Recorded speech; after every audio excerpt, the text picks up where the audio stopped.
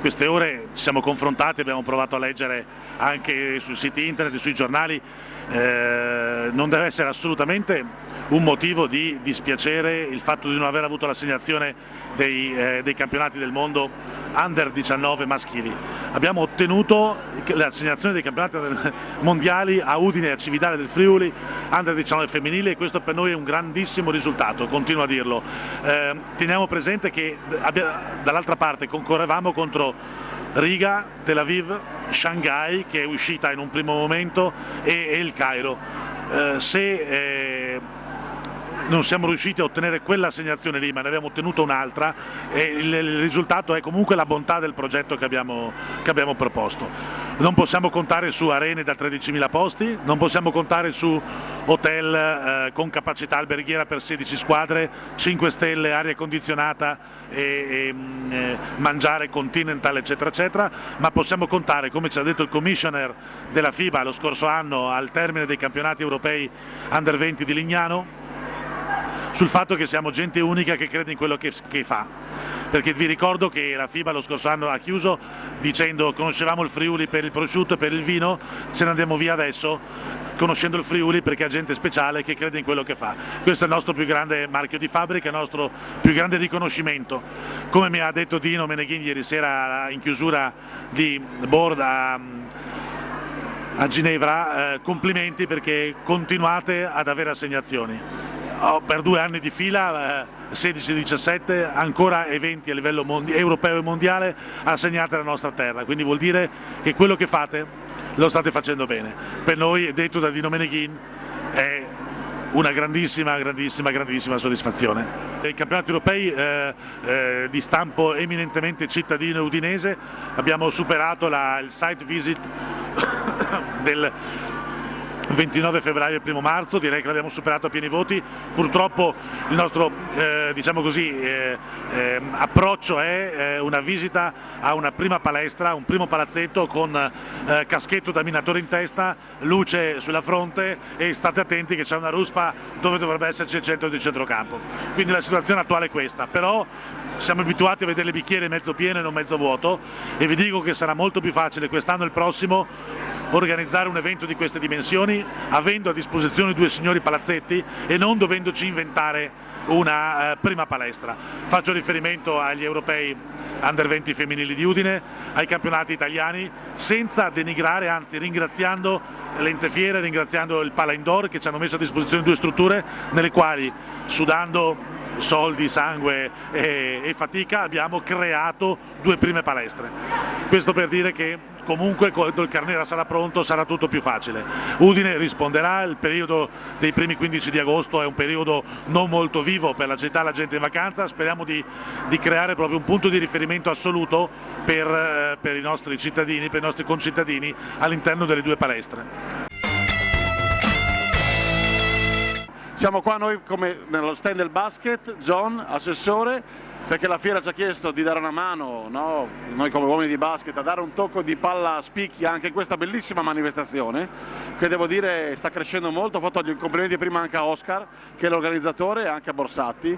Quindi noi siamo qui come basket. Ho qui i rappresentanti della nostra prima squadra, che ieri hanno vinto, hanno fatto il loro dovere, bravi ragazzi. Però perché ti ho chiesto di partecipare anche a te? Sono qui col presidentissimo Giovanni Adami, che è il padre e padrone del basket regionale. Grazie che sei venuto anche a te. Caro Simone, rappresenti la carta stampata al Messaggero Veneto. Francesco, riprendi tutto. Allora, abbiamo colto la palla al balzo, quindi noi siamo qui presenti come pallacanestro perché vogliamo comunque noi sempre portare alto il vestito del basket. Però ieri è arrivata questa fantastica notizia che ci ha chiaramente riempito di orgoglio. Noi pensiamo di presentare, insomma, di dare un po' di lustro agli europei, che è quello dietro le tue spalle, che faremo alla prossima estate a Udine. E invece ieri ci ha chiamato, John mi ha chiamato mentre facevo la spesa, che era in contatto diretto con Meneghin, che gli annunciava che ci avevano dato i mondiali del 2017 qua a Udine, la prima volta in Italia, per noi è una cosa clamorosa, e credo che quindi stamattina, John, noi lanciamo un nuovo slogan che poi svilupperemo con il nostro assessore che rappresenta lo sport di questa città, che è Udine Land of Basketball. Perché credo che sia una cosa più unica che rara. Noi abbiamo fatto 11 finali nazionali, abbiamo fatto un torneo d'amicizia, abbiamo fatto 3 campionati europei e faremo un campionato mondiale. Credo che nessuno l'abbia mai fatto, lo dico con orgoglio, e che nessuno poi lo farà mai più. No. E penso che poi a livello di... Oggi l'assessore Bozzanello ha delle cose bellissime sul giornale, io lo ringrazio ovviamente pubblicamente, perché qui non è solo sport, assessore, non è solo la nostra passione clamorosa che ci spinge a tuffarci a tornare alle 3 di mattina da Milano con questi ragazzi dopo aver espugnato Desio e essere qua alle 10 di mattina a tirare su striscioni, quindi c'è passione ma c'è anche un clamoroso ritorno di immagine economico per la nostra città. Gli alberghi saranno pieni in 2 stagioni, magari in 2 periodi magari morti per Udine, che sono periodi estivi, quindi gli albergatori sono tutti felici.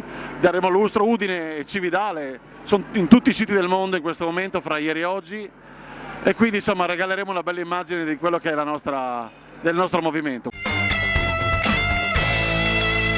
Io innanzitutto vorrei esprimere tantissimi complimenti alla squadra che ieri ha vinto, quindi è tornata alla vittoria, una squadra che sta facendo sempre, sta dando risultati sempre maggiori, di maggiore interesse per la nostra città, e quindi spero che tutto vada per il meglio, sia per quanto riguarda il campionato, quindi il prossimo anno di vedervi appunto crescere di livello dal punto di vista del campionato, sia per quanto riguarda le strutture, nella speranza che veramente tutto vada per il meglio nel miglior tempo possibile.